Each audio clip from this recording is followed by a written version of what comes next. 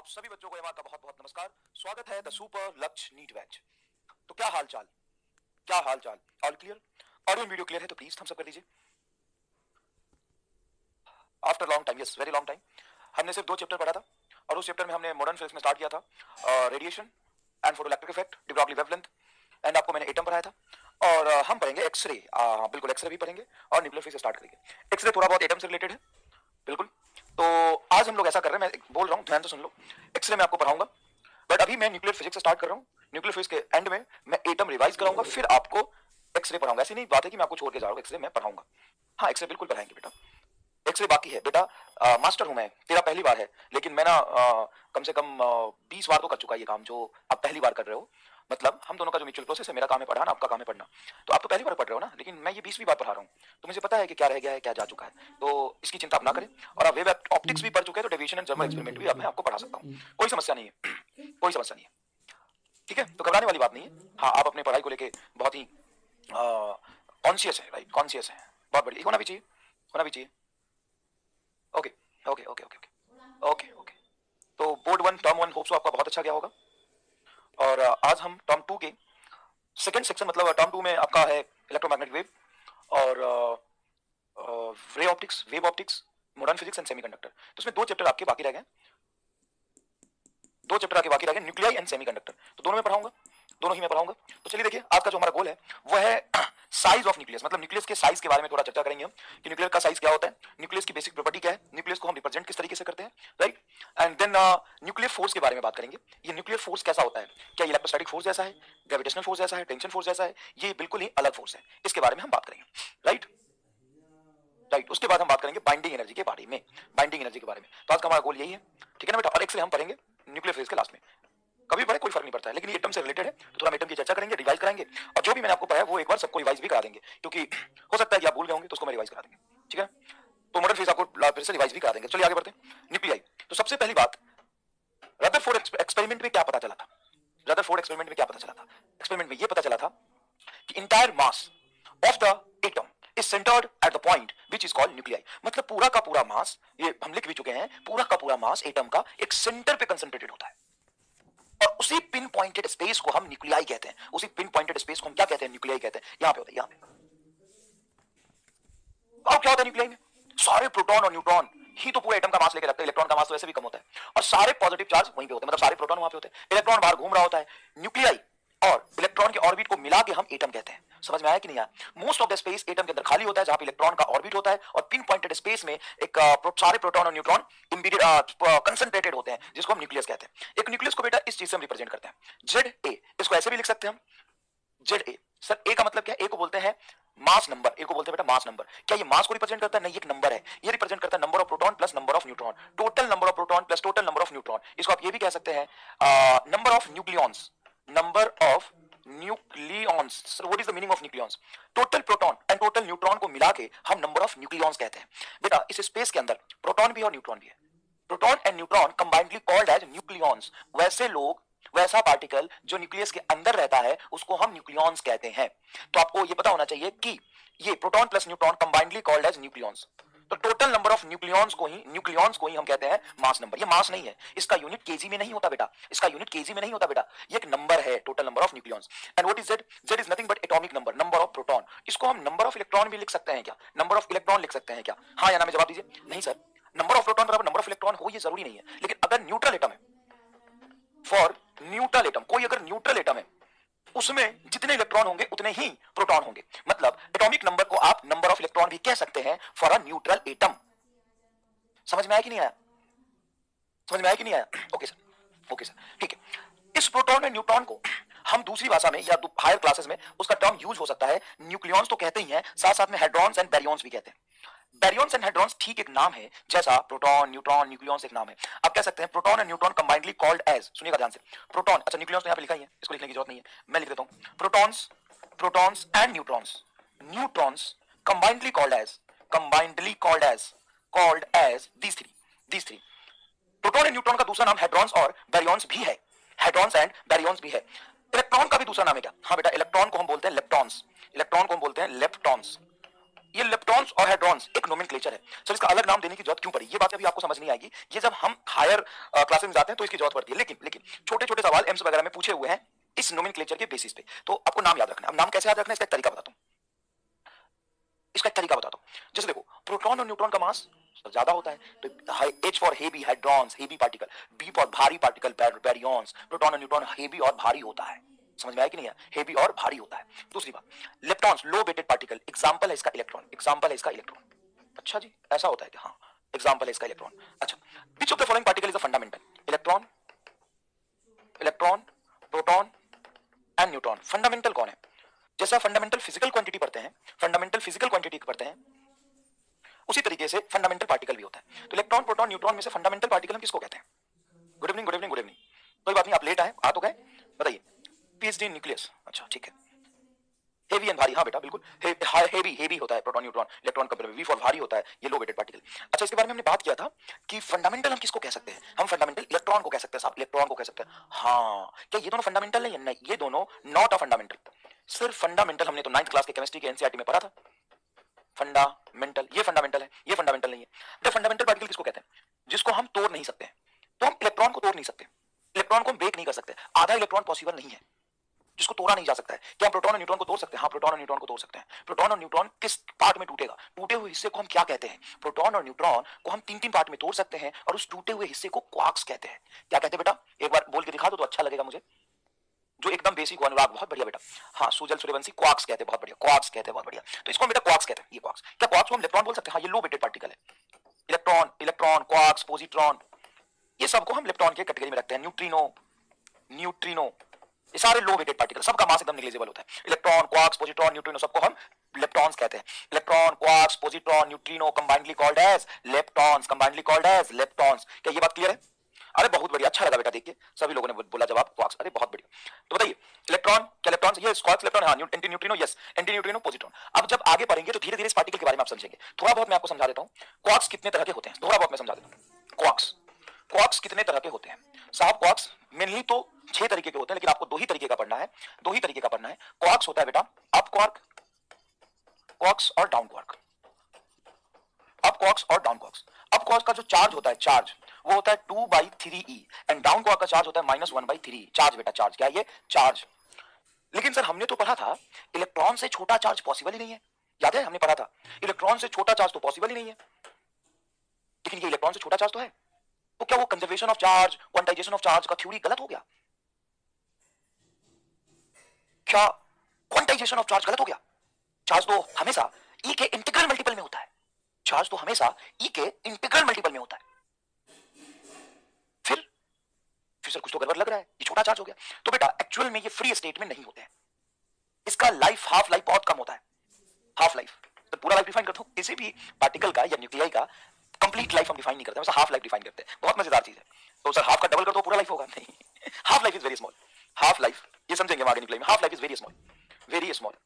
Unstable in a free state, unstable in free state मतलब गायब हो जाएगा, खत्म हो जाएगा फ्री स्टेट।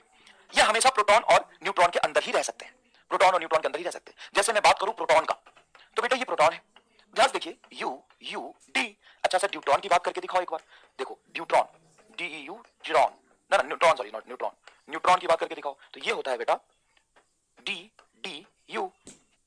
समझ में आया? समझ में आई ये बात? अच्छा एक और बात बताऊं, एक और बात बताऊं, ये जो क्वार्क्स है वो एक्चुअल में 6 तरीके के होते हैं। इनका नाम बड़ा इंटरेस्टिंग है, याद मत रखना, इसको याद रखना, ये मार रट्टा, इसको याद रखना बेटा, ये इंपॉर्टेंट है, ये इंपॉर्टेंट है। लेकिन ये इंपॉर्टेंट नहीं, डोंट रिमेंबर दिस, बट अब मैं बता देता हूं, अच्छा लगेगा तुम्हें, और तुम्हें लगेगा कि देखो आजकल के जो साइंटिस्ट है कितने बिगड़ गए हैं बेचारे। हाँ, पहले के साइंटिस्ट, तुम जैसे साइंटिस्ट हो जाएंगे तो तुमने मान लो कोई पार्टिकल ढूंढा, तो उसका क्या नाम रखोगे? अब ऐसा नाम तो नहीं रखोगे electron, proton, very very sad name, you know, इसमें फील नहीं आ रहा, इसमें फील नहीं आ रहा। तो फील साहब किसमें आता है? फील देखो किसमें आता है, देखो आजकल के साइंटिस्ट कैसे नाम रखते हैं। क्वार्क्स, नए नए क्वार्क्स ढूंढे, नए नए पार्टिकल ढूंढे, उनका नाम रखा, एक तो रखा up down, top bottom, beauty, charm,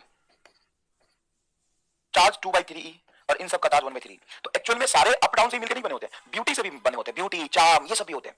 sir beauty नाम रख दिया, हाँ ब्यूटी नाम रख दिया, देख लो ब्यूटी, पार्टिकल का नाम है ब्यूटी, क्वार्क का फ्लेवर है ये, क्वार्क का फ्लेवर ये ब्यूटी, चार्म। सर बढ़िया, ये तो पढ़ाना चाहिए। हाँ लेकिन तुम्हारे सिलेबस में अप एंड डाउन से ही काम चल जाता है, up down, wire, up down, top bottom, up down, beauty, charm.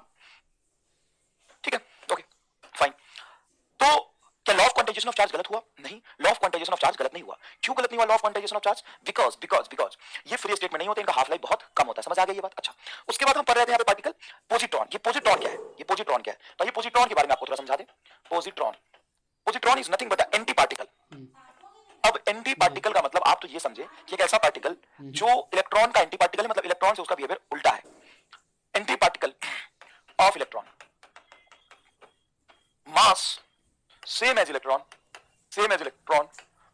But charge same as proton. Same as proton का मतलब opposite of electron, same as proton. Sir वो न्यूट्रिनो आप लिख रहे थे कुछ, वो क्या है? न्यूट्रिनो और एंटी न्यूट्रिनो। बेटा ये जो है ना एक दूसरे का एंटी पार्टिकल है। पहली बात तो ये बहुत ही लाइट वेटेड होते हैं। लाइट वेटेड मतलब वेरी इसका वेट बहुत कम होता है, weight is very less and charge इसका होता है जीरो। इमिट्स इन, ये पार्टिकल सबसे पहली बार ढूंढा गया था, इमिट्स इन बीटा डीके। इमिट्स इन बीटा डीके, जो बीटा डीके होता है ना जिसमें इलेक्ट्रॉन डीके होता है, उसमें ये पहली बार ढूंढा गया था। ठीक है ना, वेट इज वेरी लेस, इसका मास बहुत कम होता है, चार्ज जीरो होता है, न्यूट्रल होता है and emits in beta decay. ये बीटा डीके में इमिट होता है। पहली बार इस पार्टिकल को बीटा डीके में ढूंढा गया था। तो बोलोगे सर ये नए पार्टिकल इलेक्ट्रॉन प्रोटॉन से काम नहीं चल जाता क्या? बेटा होता है ऐसा है कि जब हम बहुत स्टडी करते हैं ना, बहुत सारा स्टडी करते हैं ना, बहुत सारा रिएक्शंस देखते हैं, तो आज भी दुनिया में बहुत सारे पार्टिकल है जिसके बारे में हमें नहीं पता, हमने कभी उसको फील नहीं किया, नहीं देखा। आप आगे चल के साइंटिस्ट बनेंगे तो क्या पता आप रिसर्च करें, है ना। मींस इलेक्ट्रॉन लाइट वेटेड होता है, मींस इलेक्ट्रॉन। हाँ बेटा, ये न्यूट्रिनो एंटी न्यूट्रिनो को लेफ्ट हैंड की कैटेगरी में रखा तो है। देखिए ना, neutrino anti neutrino left hand के कैटेगरी में रखा है। इनवर्स यहां लिखने के बाद ये ऊपर वाला बॉक्स को इलेक्ट्रॉन कहते हैं। अपन फालतू में नीचे लिख रहे थे, इस ऊपर वाले बॉक्स को इलेक्ट्रॉन कहते हैं। This all are electrons, electron, quarks, neutrino, positron, anti neutron, this all are electrons, right. What is beta decay? Beta decay हम आगे पढ़ेंगे। एक जब न्यूक्लियाई अनस्टेबल होता है तो डीके करता है, वो इसी चैप्टर में आगे पढ़ना है बेटा, ठीक है। हाँ, still many particles are undefined. अभी भी बहुत सारे ऐसे पार्टिकल है जो डिफाइंड नहीं है, बहुत सारे ऐसे पार्टिकल है जो डिफाइंड नहीं है, ठीक है बेटा। अब सुनिए, नीट 2019 में एक सवाल पूछा था, what is alpha particle consist of? Alpha particle में क्या होता है बेटा? इतना आसान सवाल पूछ लिया था। Alpha particle is doubly ionised helium atom, 2He4++, doubly ionised helium atom, 2 electron, 2 proton, 2 neutron, 2 electron and protons, 2 proton and 2 neutron only. B is the correct answer, B is the correct answer. Yes, बहुत easy है। एक बच्चा सीख रहा है 2 electron, 2 proton, 2 neutron, नहीं, alpha particle का charge +2 ही होता है। अल्फा पार्टिकल का चार्ज +2 ही होता है। B is your correct answer, B is your correct answer. Next, जब हम मास के बारे में बात करें, अगर हम मास के बारे में बात करते हैं कि प्रोटॉन की मास कितनी होती है, तो बेटा प्रोटॉन का मास ये, प्रोटॉन का मास होता है 1.6 × 10⁻27 kg। सर ये मास बहुत कम नहीं है? हाँ बहुत कम मास है।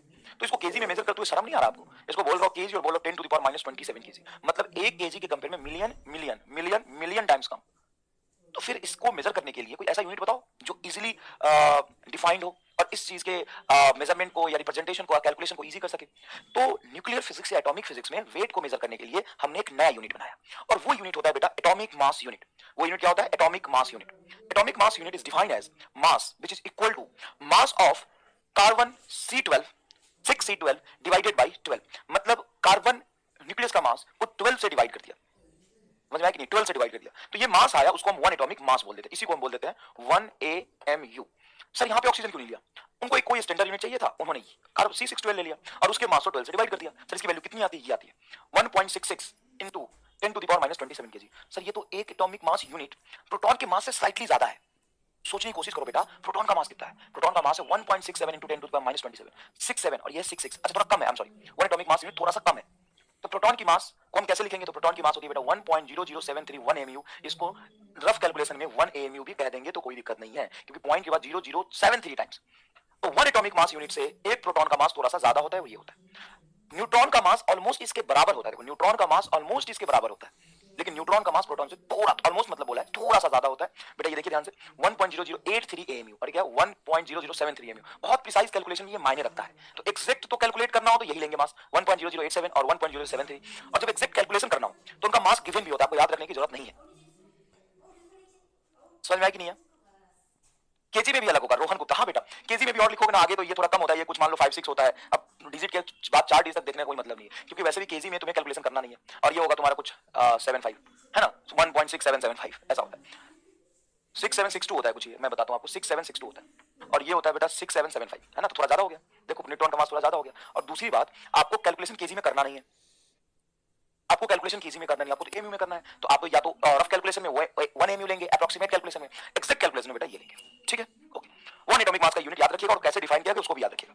अब साहब रेस्ट मास एनर्जी क्या होता है? जैसे तुमने सुना होगा कि पूरे फिजिक्स में, अगर मैं आपसे बोलूं कि पूरे फिजिक्स में सबसे ज्यादा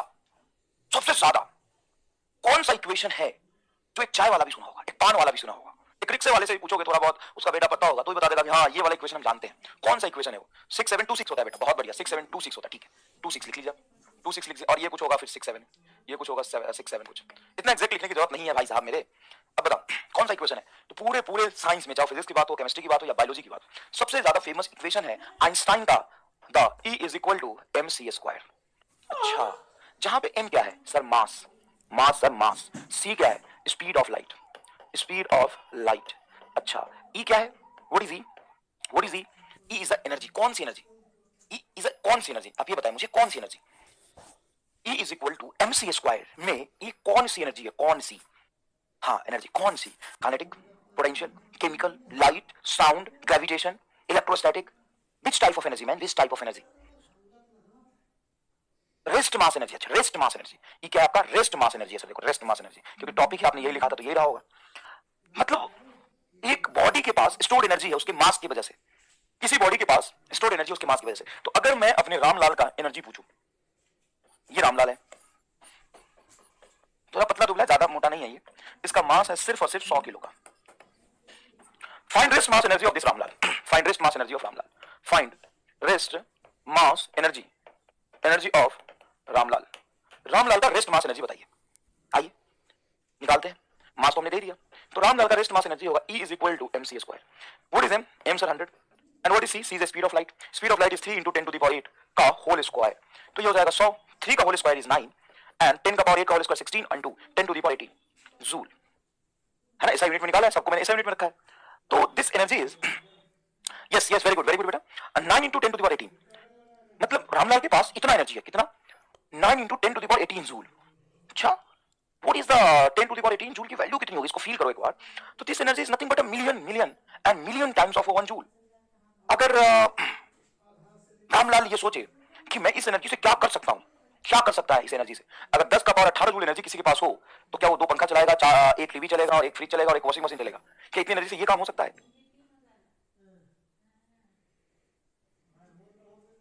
इतने एनर्जी से ये क्या कर पाएगा बताओ? तो इतने एनर्जी से, तो इतना मान लो कि ये रेस्ट मास एनर्जी अगर हीट में कन्वर्ट हुआ, अगर ये रेस्ट मास एनर्जी हीट में कन्वर्ट हुआ, तो ये अपनी एनर्जी से पूरी दुनिया को जला के राख कर सकता है। हिरोशिमा और नागासाकी में जो बम बना था, वो बम माइक्रोग्राम का था, मिली से माइक्रोग्राम के बीच में था, और उस बम से इतनी एनर्जी प्रोड्यूस हुई थी, इतनी एनर्जी प्रोड्यूस हुई थी कि 2 शहर जला के राख कर दिया, और उसका इफेक्ट आज तक भी है, उसका इफेक्ट आज तक भी है। मतलब रामलाल के पास इतनी एनर्जी है कि इस पूरी दुनिया को जला के राख कर सकता है। अरे 100 KG rest mass energy, 100 KG के करस्पॉन्डिंग इसके पास जो रेस्ट मास एनर्जी है वो इतनी है। रेस्ट मास एनर्जी का मतलब होता है कि आइंस्टाइन ये कहना चाह रहा है कि मास is nothing but a form of energy.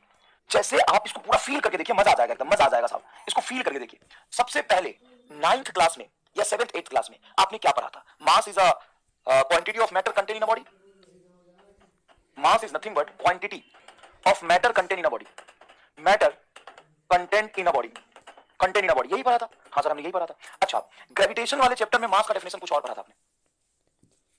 Gravitation वाले चैप्टर में मास को कुछ और पढ़ा था आपने, याद करिए मास को क्या पढ़ा था? Mass is nothing but cause, mass is a property of object due to which it feel और प्रोड्यूस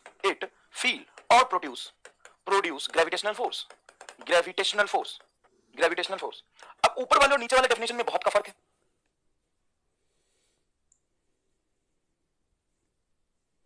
बहुत का फर्क है।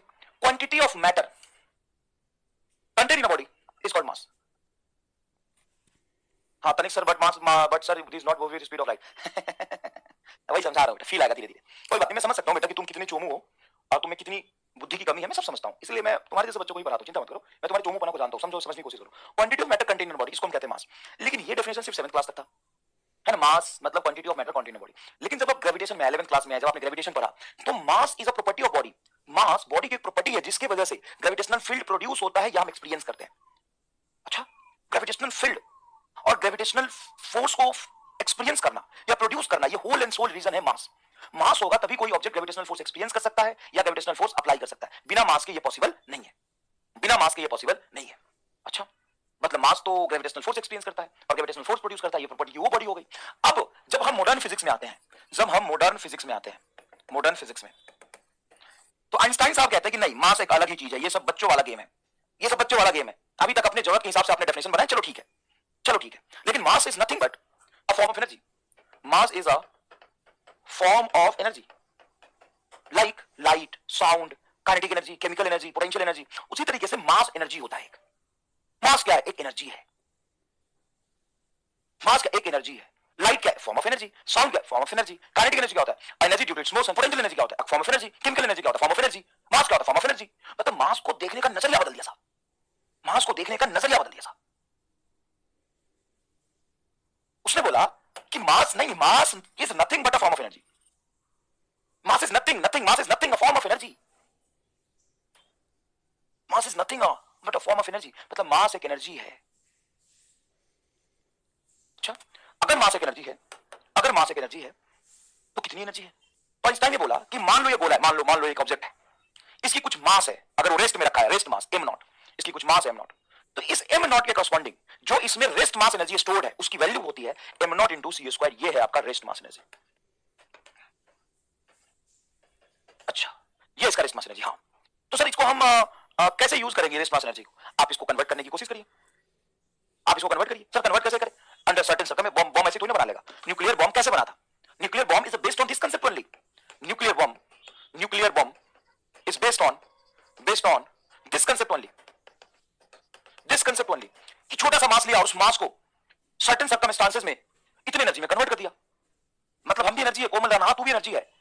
अब एनर्जी से तू क्या कर पाएगी वो डिपेंड करता है। सच में अगर तूने अपनी एनर्जी को किसी तरीके से रेस्ट मास एनर्जी को हीट में कन्वर्ट कर दिया ना, तो तेरे पास इतनी एनर्जी की पूरी दुनिया को जला के राख कर देगी। तू कोमल, वो कोमल सुन, कोमल अपने आप को कम मत समझ तू कोमल।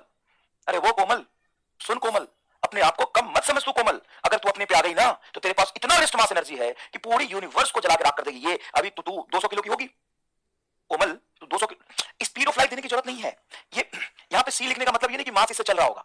कहीं भी सी लिखा हो इसका मतलब ये नहीं होता है कि वो स्पीड ऑफ लाइट से चल रहा है। यहां पे सी स्क्वायर मैंने लिखा है बस। तो क्यों लिख दिया? ये आइंस्टाइन ने लिखा।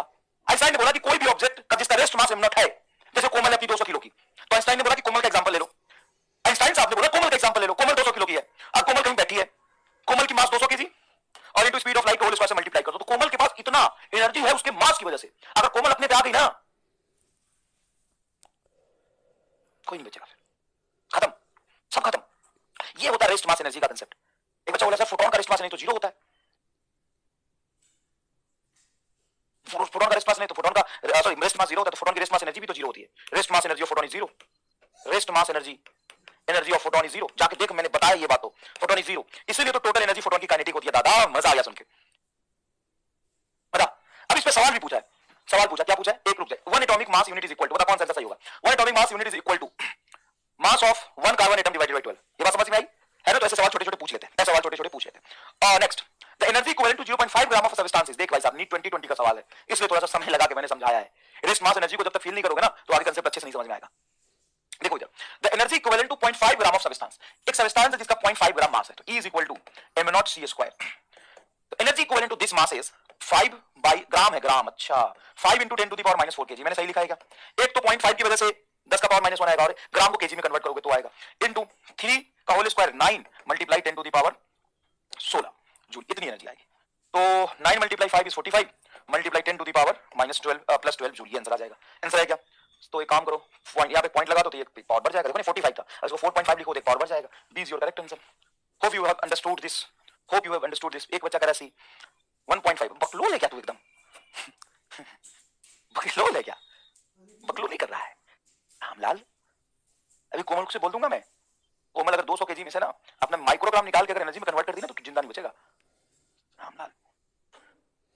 जिसका आंसर सी है सबको कोमल के पास भेज दूंगा मैं, एक ही बच्चे का दर्द है। चल, the energy equivalent to 1 atomic mass unit is, ये जबरदस्त है, 1992 का पूछा हुआ सवाल है। The energy equivalent to 1 atomic mass unit. अब तुम्हें ये चीज एक्चुअल में पढ़ना है कि 1 एटॉमिक मास के कॉरस्पॉन्डिंग कितनी एनर्जी रिलीज होगी, 1 एटॉमिक मास के कॉरस्पॉन्डिंग उसका रेस्ट मास एनर्जी कितना होगा, ठीक है ना? चल लिख, तो E is equal to mc square. Okay, mass कितना सर? 1 एटॉमिक मास यूनिट लिखो, मास कितना 1 AMU into c square. Okay, 1 atomic mass unit की वैल्यू केजी में कितनी होती है? मैंने यहाँ पे 1 AMU रखा है, बट 1 AMU की वैल्यू केजी में कितनी होती है?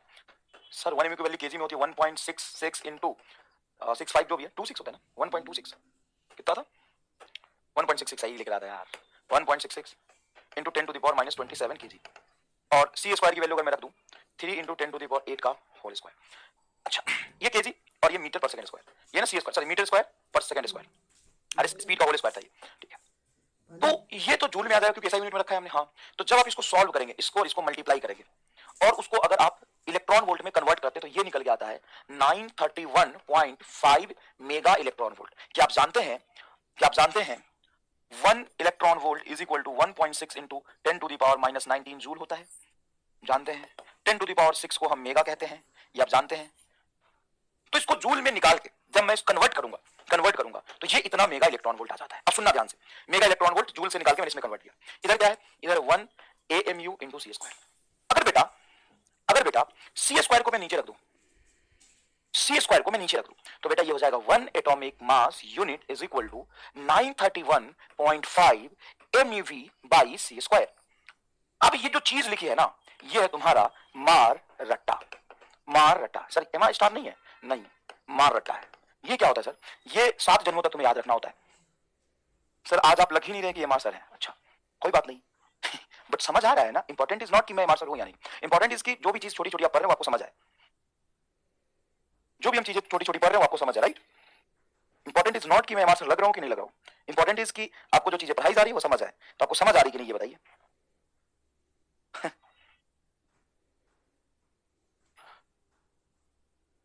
ठीक है बेटा, ब्रेन में सेट क्लियर। रितु सिंह कह रही है मुझे सब कुछ समझ आ गया, वायर मतलब उद्देश्य भी यही था बेटा कि आपको सब कुछ समझ आ जाए। समझ में आया कि नहीं है? कोमल पूरा पाकिस्तान उड़ा देगी और क्या, उसके साथ साथ तू भी भर जाएगा कोमल के साथ साथ, पाकिस्तान के साथ साथ। चलिए ठीक है धन्यवाद, बहुत बहुत धन्यवाद, आप समझ रहे हैं। तो this is your 1 atomic mass unit and that is equal to बेटा इसमें ना खुद कैलकुलेट करना, आप एक बार कन्वर्ट कर लेना, कैलकुलेटर लेके बैठ जाना, इसको याद रखना। अब ये 1 एटॉमिक मास यूनिट है क्या, ये मास की वैल्यू है। तो उसे मास को एनर्जी में कैसे लिख रहे हो बेटा, इधर देखो ये मेगा इलेक्ट्रॉन वोल्ट एनर्जी बटा सी स्क्वायर भी तो है। आप यहां से देखो मास को क्या मैं एनर्जी बटा सी स्क्वायर लिख सकता हूं, हां तो देखो ये एनर्जी बटा सी स्क्वायर। इससे क्या फायदा होगा, इससे ये फायदा होगा कि तुम्हारा लेंथी कैलकुलेशन बहुत इजी वे में सॉल्व हो जाएगा। कैसे सॉल्व होगा इजी वे में, देखना ध्यान से। मान लो कि कहीं ऐसा दिया हुआ है 0.26 AMU मास है किसी ऑब्जेक्ट का, किसी एटम का, इसके कॉरस्पॉन्डिंग कितनी एनर्जी निकलेगी बताओ। तो एनर्जी कैसे निकालोगे बेटा, सर एनर्जी हम निकालेंगे 0.26 और AMU ये मास हो गया, AMU इंटू सी स्क्वायर। अब दोनों मैं क्या कहता हूं, मैं कहता हूं कि AMU इंटू सी स्क्वायर की वैल्यू कितनी होती है। तो देखो एक AMU को हम ये लिख सकते हैं 931.5 MeV बाई सी स्क्वायर। तो 1 AMU की जगह पे हम ये लिख देंगे 931 सी स्क्वायर आंसर हो जाएगा, सीधा आंसर आ जाएगा।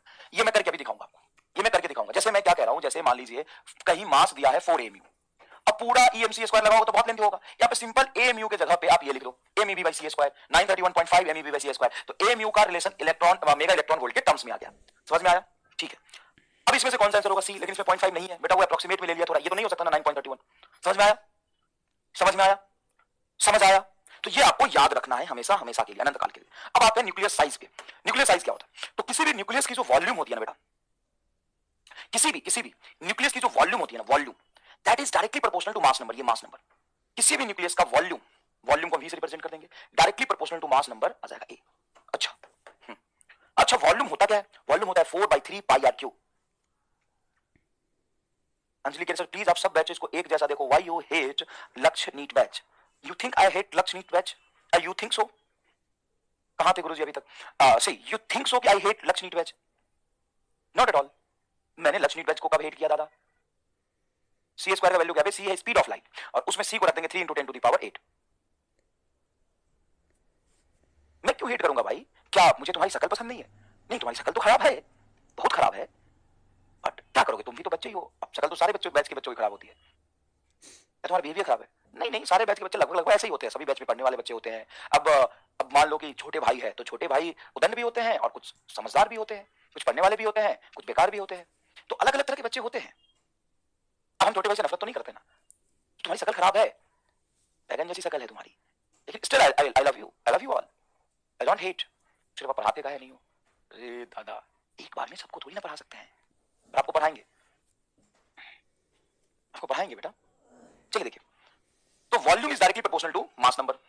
अब वॉल्यूम को हम क्या लिख सकते हैं सर, वॉल्यूम को लिख सकते हैं आप 4/3 pi r cube is proportional to mass number. ये सारे टर्म को उधर ले जाते हैं, तो r इज इक्वल टू, या प्रोपोर्शनल लिख लेता हूं, 3 पाई बटा 4, यहाँ पे एक प्रोपोर्शनल कांस्टेंट, प्रोपोर्शनल साइन हटाऊंगा तो कांस्टेंट आ जाता है a नॉट इंटू क्यू, ये क्यू है, ये क्यूब उधर चला जाएगा, तो r इज इक्वल टू, या फिर मैं डायरेक्टली ऐसे समझा देता हूं, देखो देखो बेटा, volume is directly proportional to mass number, volume को हम लिख सकते हैं 4/3 pi r cube is proportional to mass number. तो हम तो एग्जैक्ट वैल्यू की बात नहीं कर रहे हैं, हम तो प्रोपोर्शनल साइन की बात कर रहे हैं कि कौन किसके प्रोपोर्शनल, ये तो कांस्टेंट है, तो इसको आप इग्नोर करिए, आप लिख सकते हैं r cube is proportional to mass number, इसका क्यूब उधर चला जाएगा, तो r is proportional to mass number का पावर 1/3, प्रोपोर्शनल साइन हटाएंगे तो चूंकि हम रेडियस लिख रहे हैं तो यहाँ पे आ जाएगा r नॉट a का पावर 1/3, सिंपल है, ज्यादा मैथमेटिकली लेंदी नहीं करते हैं, ज्यादा मैथमेटिकल लेंदी इसको नहीं करते हैं, ठीक है बेटा, ज्यादा मैथमेटिकल लेंदी इसको नहीं करते हैं, सिंपल है, r is equal to r naught a का पावर 1/3। तो सर ये डायमेंशनली सही है क्या, डायमेंशनली करेक्ट है क्या, जब भी कोई फॉर्मूला निकालते तो उसको डायमेंशनली देख लेना चाहिए, क्या ये डायमेंशनली सही है, हाँ देखो ना बेटा, इधर रेडियस इधर मास नंबर का पावर 1/3, हमारा रेडियस इधर रेडियस और मास नंबर का पावर 1/3, और मास नंबर तो एक नंबर है, उसका तो कोई डायमेंशन होता नहीं है, समझ में आया कि नहीं है, इतना ही प्यार है तो 11 पढ़ा दो हम लोगों को बहुत तेज हो रहा है वो, बहुत ही तेज हो रहा है वो देख इधर भाई साहब मास्टर की जान ले लो तुम, वैसे तुम्हें तो मैंने पढ़ाई भी नहीं है ज्यादा, देखो r is equal to r naught a का पावर 1/3, तो डायमेंशनली करेक्ट है क्योंकि मास नंबर का कोई डायरेक्शन नहीं होता, सॉरी डायमेंशन नहीं होता, कोई यूनिट नहीं होता। अच्छा साहब ये r नॉट क्या है, r not is a proportional constant, standard radius, अगर मैं यहाँ पे मास नंबर को 1 रख दूं तो ये standard radius r is equal to r naught आएगा, जिसका वैल्यू r नॉट किसी किताब में 1.2 फर्मी मीटर है तो किसी किताब में 1.4 फर्मी मीटर है, तुम कुछ भी लेके सॉल्व करोगे तुम्हारा आंसर वही आएगा, कोई घबराने वाली बात नहीं। मतलब न्यूक्लियस का जो रेडियस होता है वो फर्मी मीटर के ऑर्डर में होता है, 1.4 फर्मी मीटर से लेके 1.5 फर्मी मीटर के आसपास होता है, 1.2 fermi metre, radius is proportional to a का पावर 1/3, इस फॉर्मूले में r नॉट की जरूरत आपको वैसे भी नहीं पड़ती, नीट में इस पे अभी तक 10 सवाल पूछे गए पिछले 15 साल में, पिछले 15-16 साल में 10 सवाल पूछे इस पे, लेकिन कभी r नॉट की जरूरत नहीं पड़ी, वो रेशियो बेस्ड, वो कंपैरिजन बेस्ड सवाल पूछते हैं, वो रेशियो बेस्ड सवाल पूछते हैं, r is equal to r naught a का पावर 1/3, ठीक है बेटा। तो सबसे पहले यहां पे हम बनाएंगे ग्राफ, सबसे पहले हम बनाएंगे ग्राफ, कैसा ग्राफ बनाएंगे, किसके बीच का ग्राफ बनाएंगे, रेडियस और मास नंबर के बीच का ग्राफ बनाएंगे, तो रेडियस एंड मास नंबर के बीच का ग्राफ कैसा बनेगा, तो ग्राफ बनाना थोड़ा सा आपको सिखा दूं मैं, है ना, आप वैसे 11th क्लास में बहुत ज्यादा अच्छे से नहीं पढ़े हैं, देखिए जब भी आप y वर्सेस x का ग्राफ बनाएं, अगर इक्वेशन ऐसा लिखा हो y is equal to x या y इज इक्वल टू कुछ मल्टीप्लाई में हो mx प्लस c, इसमें ये होता है स्लोप, ये होता है intercept, y is proportional to x, तो ग्राफ बनता है स्ट्रेट लाइन, जब भी y और x का पावर सेम हो तो ग्राफ बनता है स्ट्रेट लाइन, अगर ऐसा हो y और x, y is equal to x square, तो ग्राफ अपवर्ड ओपनिंग पैराबोला बन जाता है, जब x का पावर जितना ज्यादा बढ़ता जाएगा ग्राफ उतना ऊपर उठता जाएगा, ठीक है ना, जैसे देखो y का पावर हमेशा 1 रखो और x का पावर देखो, यहाँ पे x का पावर 1 y के बराबर तो स्ट्रेट लाइन, यहाँ पे y का पावर 1 और x का स्क्वायर हो तो y बराबर x का ग्राफ पैराबोला ऊपर की तरफ उठ जाएगा। अगर y x का ग्राफ किस इक्वेशन के लिए बनाए, x का पावर हाफ, तो जैसे जैसे x का पावर कम होता है ग्राफ नीचे झुकता है और x का पावर बड़ा होता है ग्राफ ऊपर उठता है। हाँ इस पे 10 सवाल कराएंगे बेटा, चिंता मत करिए, हम पूरा कराएंगे आपको, मतलब ये वाला ग्राफ इस पे सवाल कराएंगे। तो देखो बेटा x का पावर अगर 1 है तो ग्राफ स्ट्रेट लाइन, x का पावर अगर 1 से ज्यादा है तो ग्राफ ऊपर उठ जाता है, x का पावर 1 से कम है तो ग्राफ नीचे झुक जाता है, ठीक है। और जब बात स्लोप की हो कि स्लोप इंक्रीजिंग है या डिक्रीजिंग है, अगर किसी पॉइंट पे स्लोप पूछा जाए तो टेंजेंट प्लॉट करके देखते हैं, टेंजेंट प्लॉट करके देखते हैं, यहाँ से ऐसे टेंजेंट प्लॉट कर लेते हैं, अगर एंगल 90 से कम बन रहा होगा तो स्लोप आपका पॉजिटिव है, ये सारी चीज आप जानते हैं। अगर आपको स्लोप इंक्रीजिंग और डिक्रीजिंग देखना है तो उसका जोड़ा रेमा स्टार मैं आपको बता देता हूँ, जोड़ा रेमा स्टार आपको बता देता हूँ कि मान लीजिए ऐसा ग्राफ है, ऐसा ग्राफ है या ऐसा ग्राफ है या कहीं ऐसा ग्राफ है या कहीं ऐसा ग्राफ है, अगर आपको स्लोप देखना है तो कैसे देखेंगे, तो स्लोप देखने के लिए एक जोरदार चीज मैं आपको बताता हूँ, आपको टेंजेंट प्लॉट नहीं करना, आपको एंगल भी नहीं देखना, आपको रामलाल का शकल देखना है। ये कैसा रामलाल है बताओ, ये कैसा रामलाल है, ये रोता हुआ रामलाल है, क्राइम क्राइम रामलाल, अरे छोड़ना, रोता हुआ, और ये लाफिंग रामलाल है, हंसता हुआ नूरानी चेहरा। ये क्यों हंस रहा है, क्योंकि इसका स्लोप बढ़ रहा है, ये क्यों घट रहा है, रो रहा है क्योंकि इसका स्लोप घट रहा है। तो तुम कुछ मत करो, क्या बजाओ और देखो देखो कि ये हंसता हुआ रामलाल है कि रोता हुआ है, सर ग्राफ रामलाल होता है, हाँ ये बताओ कैसा है, तो ये हंसता हुआ है कैसे, तो ये ग्राफ है, इसी ग्राफ को देखना है बस तुम्हें, यहाँ पे डॉटेड लाइन लगा दो, सर उधर डॉटेड लाइन क्यों लगाए, अरे एक चल तू मत लगा, तू एक बात बता, तुम्हें अगर रामलाल का आधा शकल दिख रहा हो, अगर तुम्हें रामलाल का ये आधा शकल दिख रहा हो, देखिए आधा शकल दिख रहा हो, आधा शकल कैसा है, हंसता हुआ है, हाँ तो ठीक है हंसता हुआ है तो पूरा भी हंसी रहा होगा, ऐसा तो नहीं आधे शकल से रो आधे शकल से हंस रहा है, अगर हंसता हुआ ग्राफ है, ये देख हंसता हुआ ग्राफ का पार्ट है ना, देखना तो इसका स्लोप बढ़ रहा है, ये रोता हुआ ग्राफ का पार्ट है, देख इसका स्लोप घट रहा है, ये हंसता हुआ इसका स्लोप बढ़ रहा है, ये रोता हुआ है क्या, हाँ इसका स्लोप घट रहा है। आपसे एक में पढ़ा है फिजिक्स, बहुत बढ़िया, बहुत ही रामलाल हो तुम। तो देखो ये थोड़ा सा ऐसे बता, कोई खास बात नहीं, तो हम यहाँ पे देखिए ध्यान से, अपने पुराने कंसेप्ट पे आ जाए, और उसमें किसी को डाउट होगा तो हम बाद में क्लियर कर देंगे, चिंता मत कीजिए, हो सकता है किसी बच्चे को डाउट आए थोड़ा बहुत, चिंता मत करिएगा। चलिए देखिए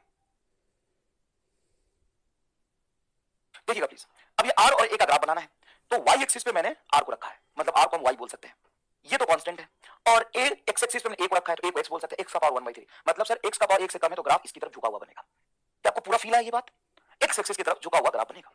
अच्छा दादा अगर मैं ग्राफ रेडियस वर्सेस मास का पावर 1/3 के बीच ग्राफ बनाऊं तो कैसा बनेगा, सी ये पूछा जा सकता है एग्जाम में, ये पूछा जा सकता है एग्जाम में। अब कैसे ग्राफ बनाएंगे, ध्यान से देखिएगा प्लीज, कैसे ग्राफ बनाएंगे बेटा। ये आपका है वर्टिकल एक्सिस, हाँ यहाँ पे आर रखा है, ओके। रिलेशन देखो क्या है, R is equal to, R is proportional to A का पावर 1/3। हमने वाई एक्सिस पे आर रखा, मतलब वाई को हम आर बोल देंगे, आर को वाई बोल देंगे, प्रोपोर्शनल। एक्स एक्सिस मैंने खुद इसको रख दिया, एक्स के जगह पे मैंने ये रख दिया, तो हम इसको एक्स बोलेंगे, तो I is proportional to X, graph straight line बनेगा। सेम ही इक्वेशन के लिए तो ग्राफ बनाया मैंने। आजाद अंसारी के लिए सर एक्स स्पेक्ट्रम बाकी था बेटा, सस्ता नशा करके बैठा है क्या, पता नहीं चल रहा क्या देख रहा है, क्या बोल रहा है, बकलोल कहीं का। नहीं सर सूखा नशा किया है, कोई बात नहीं, नशा उतरेगा तब समझ में आ जाएगा, लेक्चर के स्टार्टिंग में देख लेना। तन्मय साहब सर पढ़ाई में मन नहीं लगता, कुछ करो। हाँ बेटा घर का एड्रेस दो, आके एक दिन इतना कूटूंगा ना, कल से या तो पढ़ाई छोड़ देगा या पढ़ लेगा। रेडियस और ए के बीच का ग्राफ देखो ध्यान से, तो एक्स एक्सिस की तरफ झुका हुआ है, रेडियस और ए का पावर 1/3 का ग्राफ, ये दोनों ग्राफ अलग है, ये दोनों ही ग्राफ अलग है। देखिए ये रेडियस है और ये ए का पावर मास नंबर का पावर 1/3 है, ये रेडियस और ये मास नंबर है बस। जब भी आप ग्राफ बनाते हैं, जब भी आप ग्राफ बनाते हैं तो ऐसे देखें, जब भी आप ग्राफ बनाते हैं तो ऐसे देखें, रेडियस वाई एक्सिस पे, तो आर को हम वाई लिख सकते हैं, ए का पावर 1/3 रिलेशन है। यहाँ पे एक्स एक्सिस पे मैंने ए को रखा है, ए को एक्स लिख सकते हैं, तो एक्स का पावर 1/3। यहाँ पे इस फॉर्मूले में a/3 को हम एक्स लिखेंगे, क्योंकि एक्स एक्सिस पे a/3 रखा है, a/3 को एक्स लिखेंगे, तो I is proportional to x. क्या ये बात फील आया आपको, क्या ये बात फील आया आपको? ठीक है साहब। अब अगर मैं ग्राफ आपसे पूछूं वॉल्यूम वर्सेस मास नंबर, तो कैसा ग्राफ बनेगा? Straight line. यहीं से तो कहानी शुरू हुई थी, वॉल्यूम वर्सेस मास नंबर से तो कहानी शुरू हुई थी। क्या ये पूरी बात आपको कोई अच्छे से समझ में आया? समझ में आया? रांची रेलवे स्टेशन से तो पागल खाना बगल में है, चला जा, पागल खाना बगल में है। रामलाल रांची रेलवे स्टेशन में बैठा है तो तुम्हें घबराने की जरूरत क्या है? रांची में है व्यवस्था, घबराए मत कर तू, रांची में व्यवस्था है बेटा। कॉपी बना लिया मैंने, नेक्स्ट पेज पे इसको मिटा दे दो, मैंने कॉपी बना लिया, इसका पीछे है। रांची में होते हुए तू क्यों घबरा रहा है यार? भगवान पे भरोसा रखो बेटा, have faith on God, have faith on God बेटा, भगवान पे भरोसा रखो, सब ठीक हो जाएगा। सर नैन गेट के क्वेश्चन कराओ, बहुत बढ़िया बेटा, भगवान पे भरोसा रखो, have faith on God, have faith on God man, have faith on God, right. चलो न्यूक्लियर डेंसिटी ये मैंने करा दिया बेटा। न्यूक्लियर डेंसिटी, डेंसिटी बराबर क्या होता है? न्यूक्लियर डेंसिटी, डेंसिटी को डेल्टा से लिख दिया, चलो कोई बात नहीं। डेंसिटी क्या होता है? डेंसिटी होता है मास बटा वॉल्यूम, ये तो डेंसिटी होता है, मास बटा वॉल्यूम, मास बटा वॉल्यूम। किसका मास, फिर किसका डेंसिटी लिख रहा है? सर न्यूक्लियस का डेंसिटी लिख रहे थे, तो न्यूक्लियस का मास लिख दीजिए, न्यूक्लियस का मास लिख दीजिए, okay. What is the mass? Mass is the mass, but what is the mass of nucleus? अब मान लो कि ये न्यूक्लियस लिखा मैंने, जेड है, इसमें कितने न्यूक्लियॉन्स है? A, total number of proton and neutron. लगभग प्रोटॉन एंड न्यूट्रॉन का मास सेम है, तो उसको हम एम लिख देते हैं। तो यहां पे आप लिख सकते हैं total mass of nucleons is m into a। समझ आई ये बात? एक का मास m है तो टोटल a का मास क्या होगा? ma।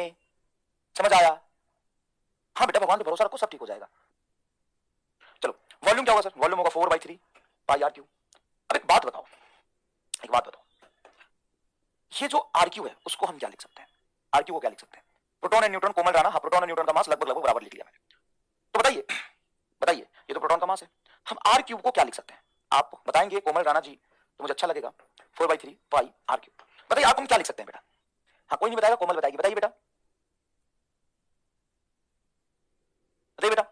तो सर हम पढ़े थे कि r बराबर होता है r नॉट का पावर a बाई 1/3। हम इसको क्यूब कर देंगे तो दोनों तरफ क्यूब हो जाएगा, तो ये कट जाएगा, तो ये हो जाएगा r नॉट का पावर 3 इंटू a। तो हम यहाँ लिख देंगे r नॉट क्यूब को r नॉट का power 3 into a। Sir a से कट जाएगा या मास ऑफ प्रोटॉन बटा 3 ऊपर 4 नीचे पाई r नॉट का क्यूब आ जाएगा। और ये पूरी टर्म को ध्यान से देखेंगे तो हमको लग रहा कि ये कांस्टेंट आ रहा, क्योंकि 3 मास of proton 4 pi r naught का क्यूब, इसमें सब कांस्टेंट ही तो आ रहा, इसमें सब कांस्टेंट हो आ रहा। तो यहां से हम डेंसिटी लिख सकते हैं, डेंसिटी लिख सकते हैं 3 मास ऑफ प्रोटॉन बटा 4 पाई r नॉट का क्यूब।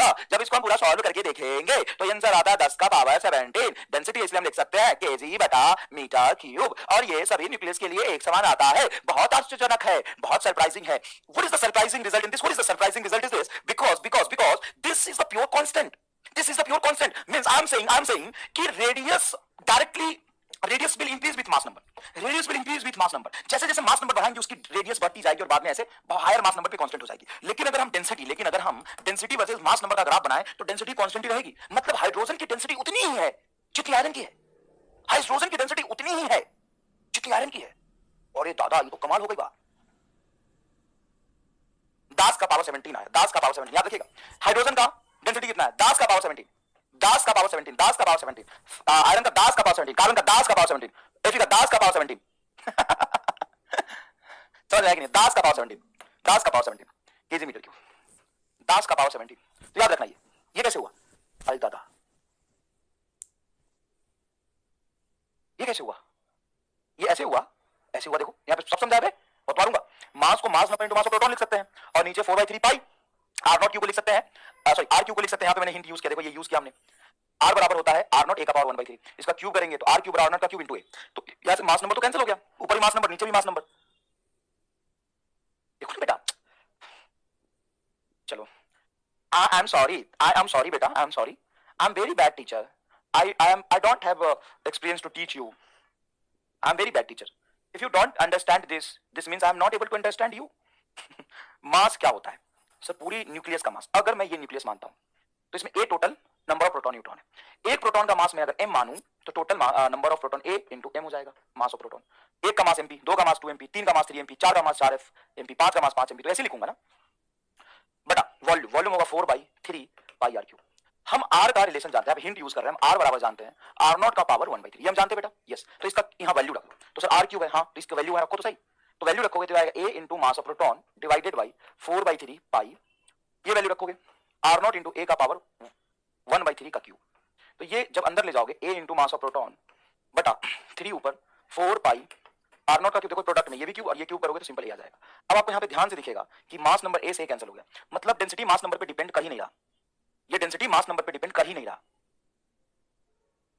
ऊपर में बेटा है mass of proton divided by 3 time mass of proton 4 pi R naught का क्यूब, बेटा आर नॉट तो कांस्टेंट होता है, हाँ सर कितना होता है 1.2 फर्मी, 4 पाई कांस्टेंट, इसकी वैल्यू भी आप जानते हैं, 3 मास ऑफ प्रोटॉन जानते हैं, जब इन सब की वैल्यू यहाँ पे रख के कैलकुलेट किया तो लगभग इसका मेन पावर देखा अप्रोक्सीमेटली तो 10 टू द पावर 17 केजी पर मीटर क्यूब आ गया। मतलब ये सभी न्यूक्लियस का डेंसिटी और लगभग मतलब सेम ही होता है, सभी न्यूक्लियस का डेंसिटी सेम ही होता है, समझ में आया?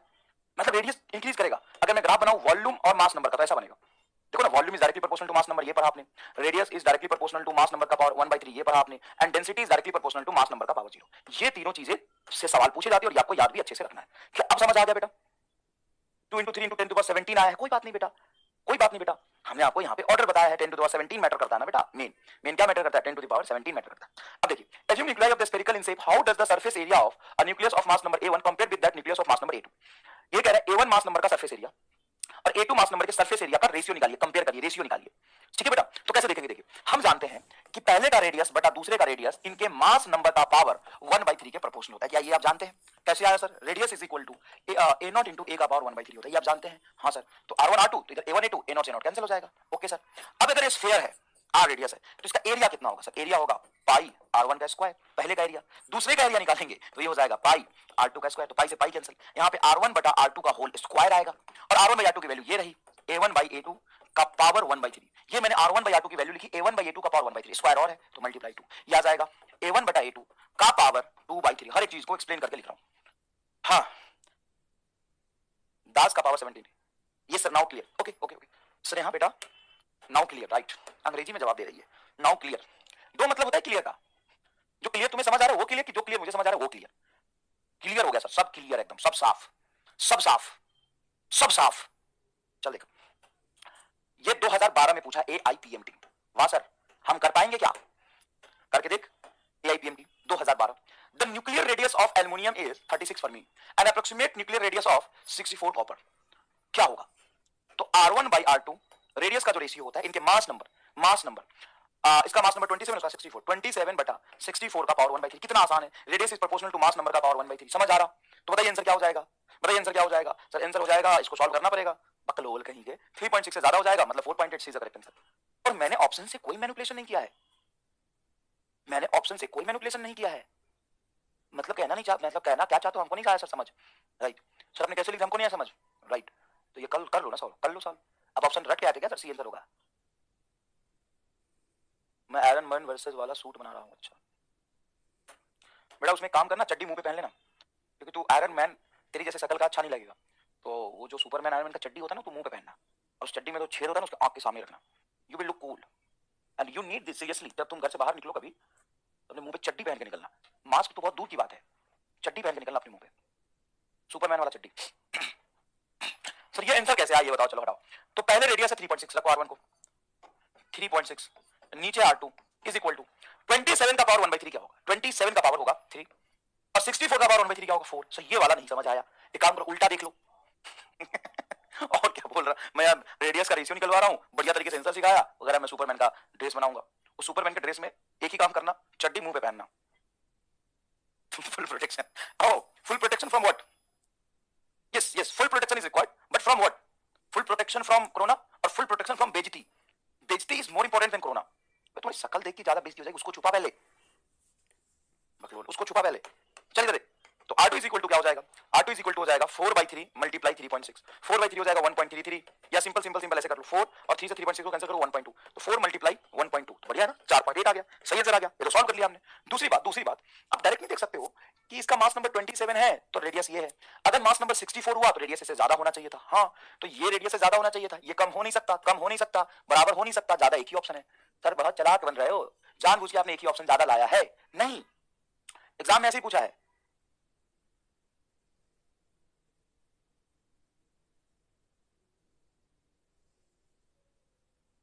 डायमेंशन लेस होता है, हर कांस्टेंट डायमेंशन लेस नहीं होता बेटा. Universal gravitational constant dimensionless होता है. यू हैव वेरी कमजोर 11th, right? You have very कमजोर 11th. कह रहा है कि कह रहा है कि सर हर कांस्टेंट डायमेंशन लेस होता है, तो r is equal to r naught into a का पावर 1/3 में r नॉट का यूनिट 1.2 फर्मी मीटर कैसे आ गया? वैसे ही आ गया जैसे f बराबर g m1 m2 बटा r स्क्वायर में g डायमेंशन लेस होता है. You have very very weak 11th man.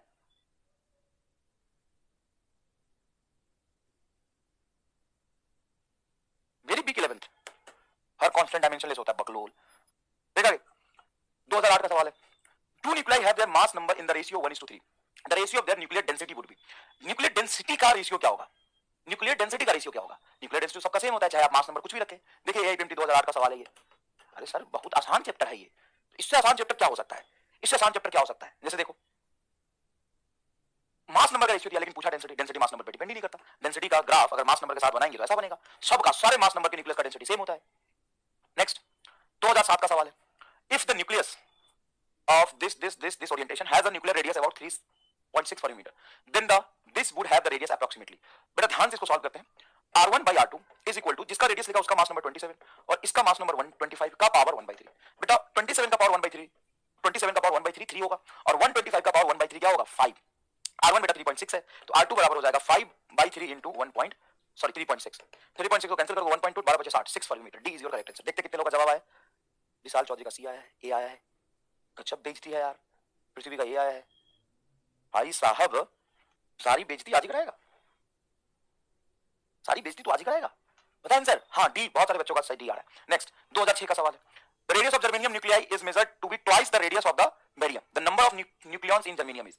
Radius of germanium is twice the radius of barium. अच्छा, रेडियस डबल है जर्मेनियम का बेरियम के कंपेयर में, तो मास नंबर 8 गुना होगा, तो 972 मतलब आंसर ए होगा. नहीं समझ. पीछे वाले में क्या दिक्कत है बेटा? फर्मीमीटर सही तो है. फर्मीमीटर, ये फर्मीमीटर रखेंगे ना इसको. कौन सा पीछे वाला कह रहा है?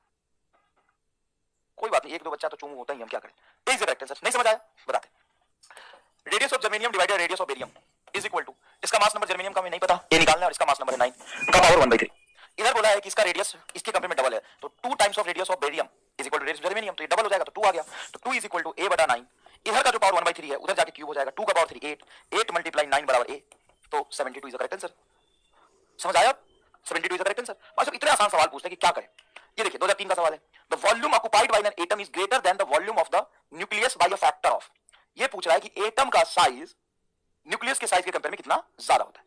Volume occupied by the atom. हां, एटम ज्यादा वॉल्यूम ऑक्युपाई करता है, कितना ज्यादा करता है? फटाफट से आंसर बताइए. चलिए फटाफट से आंसर बताइए. सवाल पढ़िए और आंसर बताइए. बहुत आसान है, बहुत आसान है. चलिए फटाफट बताइए. Yes, Ayush Trivedi 10 to the power 5.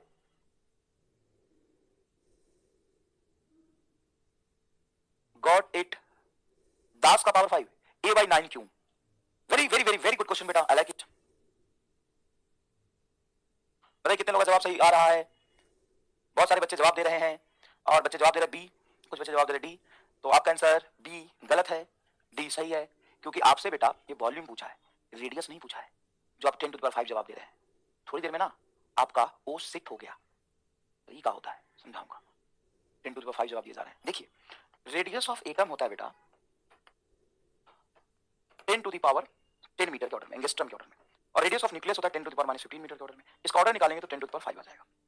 लेकिन वॉल्यूम आपसे पूछा है, वॉल्यूम होता है रेडियस का क्यूब 4/3 पाई आर क्यूब. तो वॉल्यूम का रेशियो रेडियस का पावर क्यूब के ऑर्डर में आएगा, मतलब 10 टू द पावर 5 का भी क्यूब, मतलब 10 टू द पावर मल्टीप्लाई हो जाएगा 15. आपका डी करेक्ट आंसर है.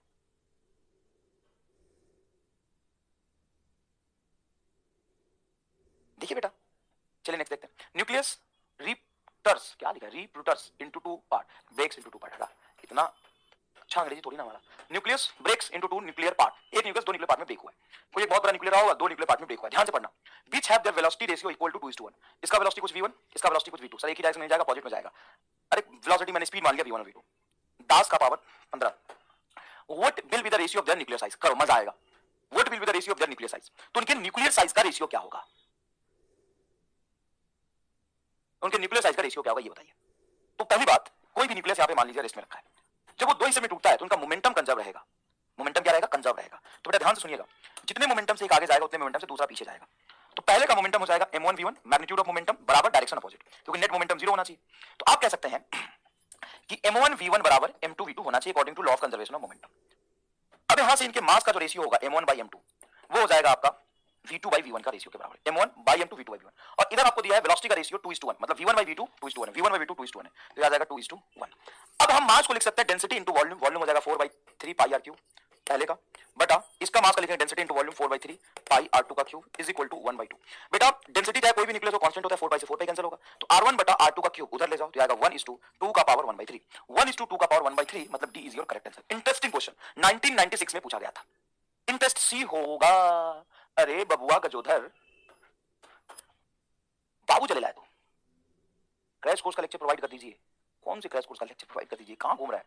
सूखा नशा किया क्या? 2 का पावर 1/3 कैसे होगा यार? मैं गलत कर रहा हूं क्या? मे बी वेलोसिटी का रेशियो दिया है 1:2, तो मास का रेशियो इनवर्स रेशियो वेलोसिटी आएगा, तो नीचे 2 ऊपर 1 जाएगा। सही तो है यार, सही तो है। समझ आई ये बात? गजोधर इधर Ganga Gajodhar. The mass density of the nucleus varies with the mass number a as 1992 में पूछा है। कांस्टेंट मास डेंसिटी a पे डिपेंड नहीं करता है। Ashish Pandey sir please crash course का लेक्चर प्रोवाइड कर दीजिए, सर प्लीज क्रैश कोर्स का लेक्चर प्रोवाइड कर दीजिए। क्या होगा इसको? Next, the ratio of radius of the nucleus this and this approximately. बहुत इजी है, इसका आंसर ए है। ये भी लास्ट ईयर का पूछा हुआ सवाल है 1990 का। चलो हटाओ, अब हम आते हैं न्यूक्लियर फोर्स। न्यूक्लियर फोर्स को बेटा समझते हैं थोड़ा सा। आइए न्यूक्लियर फोर्स को थोड़ा समझते हैं, अपने नेक्स्ट गोल पे जाते हैं, फटाफट समझेंगे, कोई दिक्कत नहीं है, आपको बहुत जोरदार समझ आएगा। मान लीजिए कि 10 टू द पावर -15 मीटर मतलब 1 फर्मी मीटर के डिस्टेंस के बीच दो प्रोटॉन को मैं रख दूं। न्यूट्रॉन तो न्यूट्रल होता है, न्यूट्रॉन तो न्यूट्रल होता है, दो प्रोटॉन को मैं रख दूं, दो प्रोटॉन को मैं पास में रख दूं और उनके बीच की डिस्टेंस इतनी रख दूं, तो इलेक्ट्रोस्टैटिक फोर्स हो जाएगा, इलेक्ट्रोस्टैटिक फोर्स हो जाएगा k q1 q2 बटा डिस्टेंस का होल स्क्वायर, और डिस्टेंस फर्मी मीटर के ऑर्डर में है, तो बहुत स्ट्रॉन्ग इलेक्ट्रोस्टैटिक रिपल्सन लगेगा प्लस प्लस में।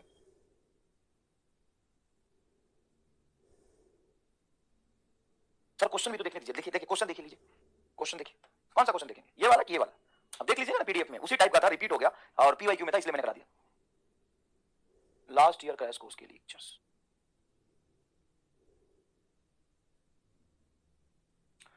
तो भाई साहब इतने पास में अगर ये आएंगे, इतने पास में अगर ये आएंगे, तो इन दोनों के बीच में जो इलेक्ट्रोस्टैटिक रिपल्सन होगा बहुत ज्यादा होगा, बहुत ज्यादा इलेक्ट्रोस्टैटिक रिपल्सन होगा। तो सर ये न्यूक्लियस के अंदर इतने चिपके रह कैसे सकते हैं? ये तो भाग जाएंगे, न्यूक्लियस टूट जाना चाहिए। मास को डेंसिटी में कैसे लिखा? मास बराबर डेंसिटी इनटू वॉल्यूम नहीं पढ़ा है क्या?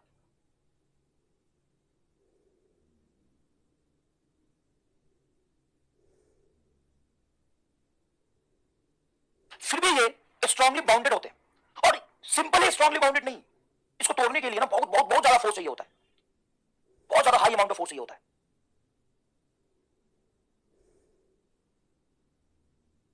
तो सर ये तो रिपल्सिव फोर्स है ना, एंड न्यूट्रॉन न्यूट्रल है और ये रिपल्सिव है, तो ये इनको बाउंड करके रख कैसे सकता है? ये तो चाहते हो टूट जाए, लेकिन फिर भी नहीं टूटता है। तो का न्यूक्लियस ने ब्रह्मा जी का तपस्या किया था क्या कि हमको कोई ना तोड़ पाए? कौन सा फोर्स है जो इनको टूटने से रोक रहा है? इनको रोक रहा है न्यूक्लियर फोर्स। न्यूक्लियर फोर्स दो तरह के होते हैं, strong nuclear force, strong nuclear force and weak nuclear force. Nuclear force लग रहा है क्या? ये जो न्यूक्लियर फोर्स है, ग्रेविटेशन लग रहा है क्या? अंतरिक्ष ग्रेविटेशन लग रहा है क्या? हाँ ग्रेविटेशन लग रहा है बेटा, लेकिन ग्रेविटेशन उतना ही कमजोर है जितना कमजोर तुम्हारी बुद्धि है। मतलब सर नहीं समझ में आया? चार फंडामेंटल फोर्स होते हैं, चार फंडामेंटल फोर्स में से एक तो इलेक्ट्रोस्टैटिक है ये वाला, दूसरा ग्रेविटेशन है, तीसरा ये है स्ट्रॉन्ग न्यूक्लियर फोर्स, एंड चौथा weak nuclear force. These two are the fundamental force. These two are fundamental force. Fundamental force, sir इसको फंडामेंटल फोर्स बोलते हैं कि हाँ। और इन चारों फोर्स में से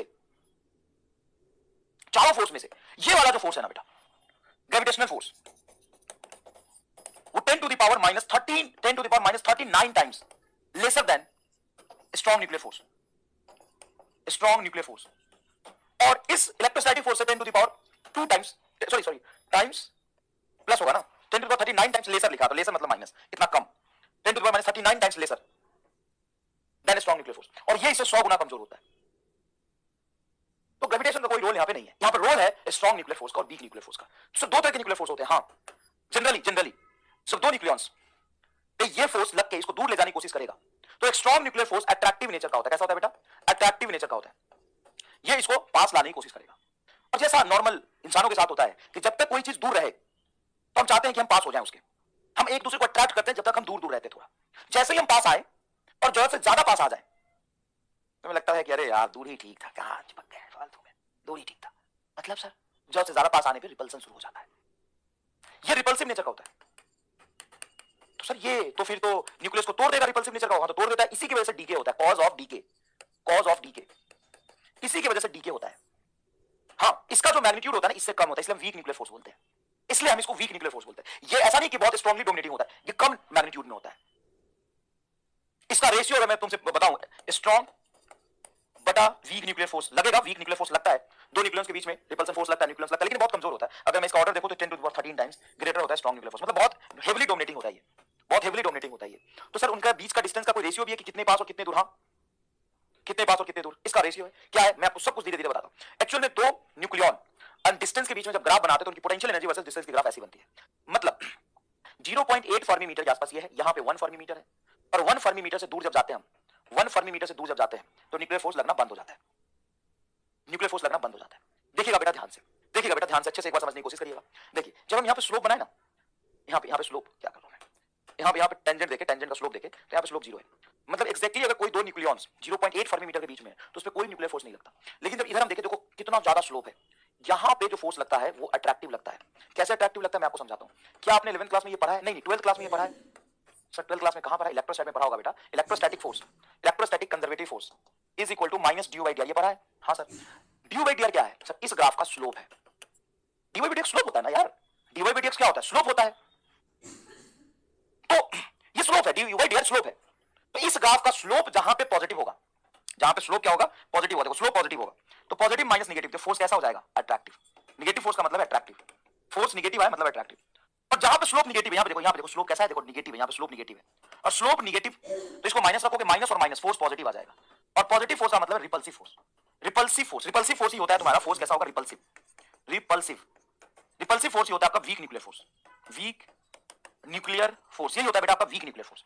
तो 0.8 फर्मी मीटर से कम डिस्टेंस पे वीक न्यूक्लियर फोर्स लगता है, इधर वीक न्यूक्लियर फोर्स लगता है। मतलब वीक न्यूक्लियर फोर्स का अगर तुमसे रेंज पूछे वीक न्यूक्लियर फोर्स का, तो फर्मी मीटर से भी कम हो गया ना, 0.6, 0.4, 0.2 फर्मी मीटर, मतलब 10 to the power minus 16 metre के रेंज पे। किसका? वीक न्यूक्लियर फोर्स का। Weak nuclear force. और स्ट्रॉन्ग न्यूक्लियर फोर्स कब लगता है? स्ट्रॉन्ग न्यूक्लियर फोर्स का रेंज बताओ। स्ट्रॉन्ग न्यूक्लियर फोर्स का रेंज होता है 10 to the power minus 15 metre, fermi metre के ऑर्डर में। स्ट्रॉन्ग न्यूक्लियर फोर्स का range 10 to the power minus 15 metre के ऑर्डर में होता है। समझ में आया? समझ में आई ये बात? अच्छा, ये कहानी होती है क्या? हाँ, ये कहानी होती है। समझ में आया कि नहीं है? तो बेटा आपसे पूछेगा कि बताइए स्ट्रॉन्ग न्यूक्लियर फोर्स कब लगता है? जब 0.8 फर्मी मीटर से ज्यादा डिस्टेंस होता है, मतलब 0.8 से 1 फर्मी मीटर के बीच में होता है। और यहां पे देखो स्लोप 0, मतलब यहां पे न्यूक्लियर फोर्स 0। अगर आप 1 फर्मी मीटर से ज्यादा डिस्टेंस पे जाते हैं, 2, 3, 4 फर्मी मीटर पे जाते हैं, तो 4 फर्मी मीटर के बीच में अगर कोई दो पार्टिकल को रख दोगे, 4 फर्मी मीटर के बीच अगर दो पार्टिकल को रख दोगे, स्ट्रॉन्ग न्यूक्लियर फोर्स नहीं लगेगा। बहुत ईजी है। तो क्यों नहीं लगेगा? क्योंकि स्ट्रॉन्ग न्यूक्लियर फोर्स न्यूक्लियस के अंदर लगता है और न्यूक्लियस का रेडियस कितना होता है? फर्मी मीटर के ऑर्डर में। तो न्यूक्लियस के अंदर अंदर जब तक पार्टिकल रहेगा तभी स्ट्रॉन्ग न्यूक्लियर फोर्स लगेगा। जैसे मैं और तुम खड़े हो जाए, क्या हम दोनों के बीच में स्ट्रॉन्ग न्यूक्लियर फोर्स लगेगा? नहीं, हम ज्यादा डिस्टेंस है। न्यूक्लियॉन्स के बीच लगता है जब वो न्यूक्लियस के अंदर रहता है। जब वो न्यूक्लियस के अंदर रहता है, न्यूक्लियस के अंदर रहेगा तो उसके बीच की डिस्टेंस फर्मी मीटर के ऑर्डर में होगी।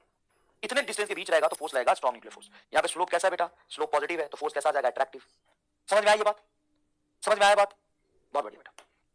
इसमें बहुत इजी है बेटा। सुनो तुम स्लोप से नहीं देखना जानते हो ना, छोड़ दो, ये सब हटाओ, क्योंकि यहां पे सब काम नहीं आएगा। यहां पे काम सिर्फ इतना सा आएगा कि 0.8 फर्मी मीटर से बीच से लेकर के 1 फर्मी मीटर के बीच के डिस्टेंस में अट्रैक्टिव फोर्स लगता है और इधर रिपल्सिव फोर्स लगता है। ये काम आएगा बस। क्लियर है ये बात? ओके। रेंज इसका 10 टू द पावर 16 होगा, इसका -15 होगा, फर्मी मीटर होगा। दूसरी बात, ये बहुत स्ट्रांग होता है, ये रिलेटिवली वीक होता है। दो न्यूक्लियॉन जब दूर होंगे, बहुत बढ़िया। अब देखिए strongest force in nature, nuclear force is the strongest force in nature, ये स्ट्रॉन्गेस्ट फोर्स नेचर में सबसे ज्यादा स्ट्रॉन्गेस्ट फोर्स है, इससे ज्यादा अमाउंट का फोर्स कोई भी आज तक नहीं बना। पहला property, strongest force in nature, nuclear force is the strongest force in nature, पहली प्रॉपर्टी, समझ आई ये बात? दूसरी property, this force is non central. What is the meaning of non central and central? देखो बेटा, दो चार्ज पार्टिकल तुमने कितने अच्छे से पढ़ा है, दो चार्ज पार्टिकल एक दूसरे को अट्रैक्ट और रिपेल उनके लाइन ज्वाइनिंग के राउंड करते हैं। Q1 Q2 में रिपल्सन किधर होगा? इधर, इधर। क्या Q1 Q2 में इधर फोर्स लगा सकता है? सर पगला रहे होगा, ये Q1 या तो इसको रिपेल करेगा तो इधर, नहीं तो अट्रैक्ट करेगा तो इधर। मतलब ग्रेविटेशनल फोर्स और इलेक्ट्रोस्टैटिक फोर्स सेंट्रल नेचर के होते हैं, जबकि this force is non central. Meaning of non central is line joining के लॉन्ग लगे ये जरूरी नहीं है, नॉन सेंट्रल होता है, हमें याद रखना पड़ेगा कुछ चीजें, नॉन सेंट्रल होता है। ये किसी भी डायरेक्शन लगा सकता है, एक प्रोटॉन यहाँ मान ले एक प्रोटॉन यहाँ है, दूसरा प्रोटॉन यहाँ है, ये प्रोटॉन इस प्रोटॉन को इधर धक्का मार सकता है, ये प्रोटॉन इस प्रोटॉन को इधर धक्का मार सकता है, पगला गए, कहीं भी फोर्स लगा सकते हैं, ये कहीं भी फोर्स लगा सकते हैं, समझ आया कि नहीं है? तो ये बेटा नॉन सेंट्रल होते हैं। अट्रैक्टिव होते हैं, न्यूक्लियर फोर्स की बात अगर की जाए तो उसको हम अट्रैक्टिव ही लिखते हैं। सर वीक न्यूक्लियर फोर्स और स्ट्रॉन्ग न्यूक्लियर फोर्स दो तरह के न्यूक्लियर फोर्स है, तो हम अट्रैक्टिव क्यों लिखते हैं? क्योंकि बेटा strong nuclear force dominating nature का होता है, उसका मैग्नीट्यूड वीक न्यूक्लियर से बहुत ज्यादा होता है। और अगर तुमसे ऐसा पूछा जाए what is the nature of electrostatic force, what is the nature of electrostatic force, sorry what is the nature of nuclear force, nature of nuclear force, nuclear force ना तो तुम्हें स्ट्रॉन्ग बोला ना वीक बोला, सिंपल ये सवाल पूछा। पहला ऑप्शन है अट्रैक्टिव, दूसरा ऑप्शन है रिपल्सिव,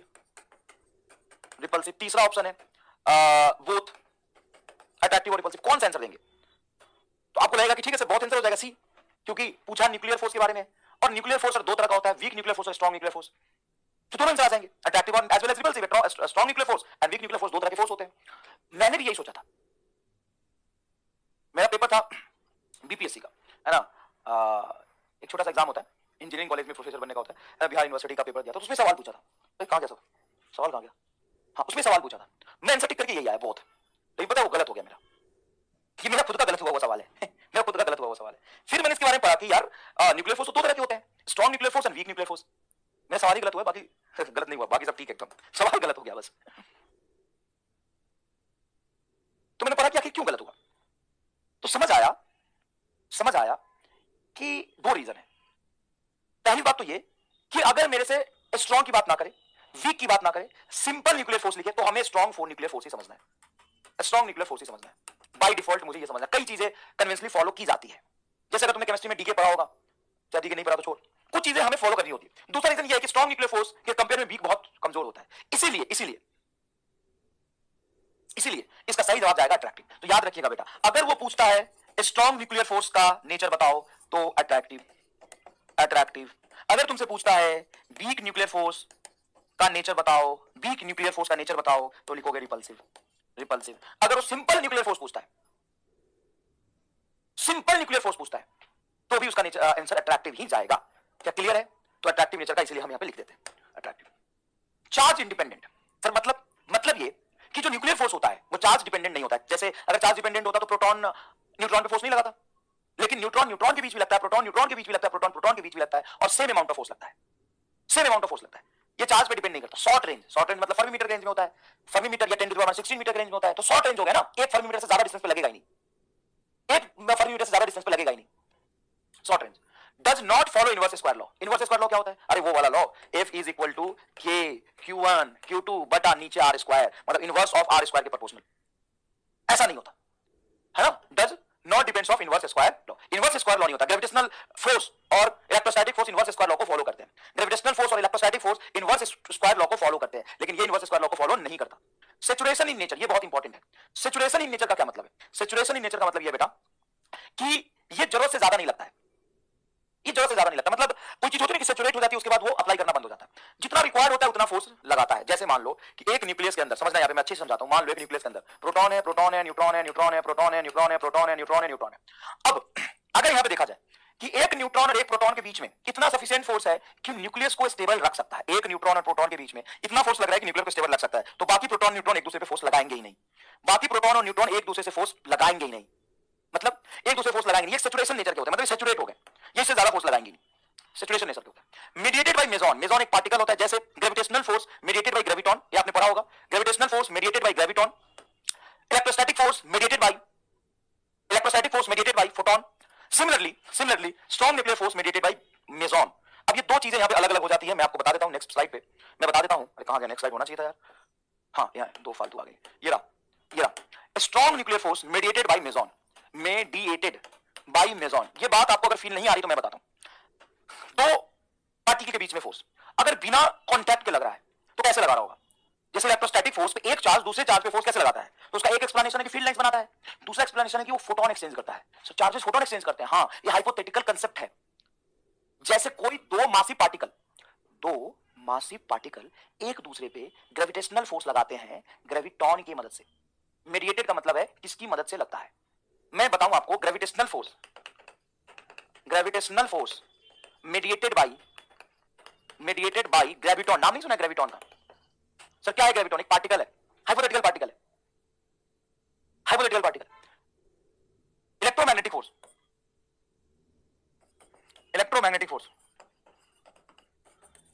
मेडिएटेड बाई फोटॉन्स। या आपने ईएम वेव के चैप्टर में पढ़ा होगा। उसी तरीके से strong nuclear force mediated by meson and weak nuclear force mediated by boson. जैसे आप बायोलॉजी में कुछ चीजें याद रखते हैं, यहां पे इस फिजिक्स के चैप्टर में भी ये चीज आपको याद रखना है। समझ में आया कि नहीं है? ये आपको याद रखना है। समझ में आया? एक सवाल करिए फिर मैं आपको जाने देता हूं। 1991 का पूछा है। If the nuclear force between two proton, two neutron and between two proton, two neutron and between proton and neutron, between proton and neutron is denoted by this. ये है प्रोटॉन न्यूट्रॉन एंड प्रोटॉन के बीच का force. Then which of the following option is correct? देखो ये charge पे तो depend करता नहीं है। हां सर नहीं करता है। तो प्रोटॉन एंड न्यूट्रॉन के बीच में सेम अमाउंट पे न्यूक्लियर फोर्स लगता है। लेकिन थोड़ा सा रुकिएगा, एक सवाल ये छोटा सा देख लीजिएगा। ये 1991 में नहीं पूछा है, मैं आपसे पूछ रहा हूं। दोनों सवाल में थोड़ा सा फर्क है। एक बार देख लीजिए क्या फर्क है। दोनों सवाल में फर्क क्या है, एक बार देख लीजिए और सोच समझ के आंसर दीजिएगा। The net force between two proton, two neutron, and between proton and neutron denoted by this, respectively. Then, सोच समझ के आंसर दीजिएगा। And your correct answer will be D. मतलब ये फोर्स था nuclear force between two proton, two neutron, और ये है net force between two proton and two neutron. अब नेट में क्या दिक्कत है? नेट में थोड़ा दिक्कत है। क्या दिक्कत है नेट में? नेट में दिक्कत ये है कि मान लो मैं प्रोटॉन की बात करूं, तो यहां पे यहां पे स्ट्रॉन्ग न्यूक्लियर फोर्स अटैक करेगा और इलेक्ट्रोस्टैटिक फोर्स रिपल्सिव नेचर का होगा, अलग अलग डायरेक्शन में फोर्स होंगे। अगर मैं न्यूट्रॉन प्रोटॉन की बात करूं तो न्यूट्रॉन प्रोटॉन में अच्छा नहीं, अभी मैं करेक्ट करता हूं, थोड़ा सा रुक जाना। न्यूट्रॉन प्रोटॉन में सिर्फ स्ट्रॉन्ग न्यूक्लियर फोर्स लगेगा और न्यूट्रॉन में भी सिर्फ स्ट्रॉन्ग न्यूक्लियर फोर्स लगेगा। तो यहां पे मुझे सही आंसर ये देना चाहिए कि ये बराबर होंगे। और ऑप्शन है कि नहीं, ये बराबर होंगे। अब सही है, ये समझ आ जाएगा ना बेटा, तो एकदम मोक्ष मिल जाएगा तुम्हें। फील करो, D is your correct answer. नहीं समझ में आएगा, मैं यही रुका हूं, समझा के जाऊंगा एटलीस्ट ये सवाल। तो देखो, अगर मैं आपसे पूछता हूं net force between two proton, तो नेट फोर्स में तो स्ट्रॉन्ग न्यूक्लियर फोर्स के साथ साथ इलेक्ट्रोस्टैटिक रिपल्सन भी आएगा, लेकिन चार्ज होंगे तब ना। हाँ, तो प्लस प्लस चार्ज रिपेल करेंगे, तो ये दोनों फोर्स का नेट आएगा, तो दोनों अपोजिट डायरेक्शन में तो घट जाएगा फोर्स थोड़ा। यहां पे देखेंगे तो सिर्फ अट्रैक्टिव फोर्स, स्ट्रॉन्ग न्यूक्लियर क्योंकि चार्ज है नहीं इस पे, और इलेक्ट्रोस्टैटिक फोर्स तो चार्ज पे डिपेंडेंट होता है ना। और यहां पे देखेंगे तो यहां भी इलेक्ट्रोस्टैटिक ओनली, सॉरी यहां पे भी न्यूक्लियर फोर्स ओनली। इन दोनों में न्यूक्लियर फोर्स ओनली। और यहां पे देखेंगे तो इलेक्ट्रोस्टैटिक एंड न्यूक्लियर, और दोनों अपोजिट डायरेक्शन में। इसीलिए बेटा, क्या आपको डी समझ में आ गया? नहीं बेटा, चार्ज बॉडी न्यूट्रॉन को अट्रैक्ट करता है वो अलग बात है, ये न्यूक्लियर फोर्स है। वो चार्ज बॉडी जो न्यूक्लियर को अट्रैक्ट करता है वो अलग चीज है, उससे कुछ नहीं हो पाएगा। वो ग्रेविटेशनल फोर्स लगा और इंडक्शन उससे नहीं, उतना ज्यादा अफेक्ट नहीं करेगा। ये समझिए, ये इधर आ रहा, ये स्ट्रॉन्ग न्यूक्लियर फोर्स है, इसमें इलेक्ट्रोस्टैटिक नहीं लगेगा, सिर्फ स्ट्रॉन्ग न्यूक्लियर फोर्स है। ये ज्यादा होगा इसके कंपेयर में। क्या ये बात समझ आ गया? एक छोटा सा इस सवाल का जवाब दीजिए और आज की छुट्टी हो गई। इस 2001 का ये सवाल है, इस सवाल का जवाब दीजिए। मैं देखना चाहता हूं कि आप कितना अच्छा जानते हैं, फिर आज की छुट्टी होगी। ठीक है बेटा, चलिए इस सवाल का जवाब बताइए।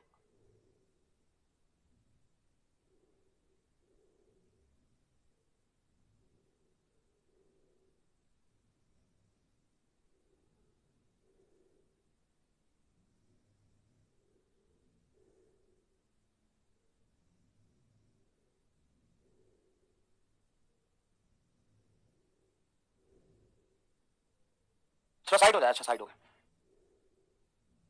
ऑप्शन बी बच्चे बता रहे हैं,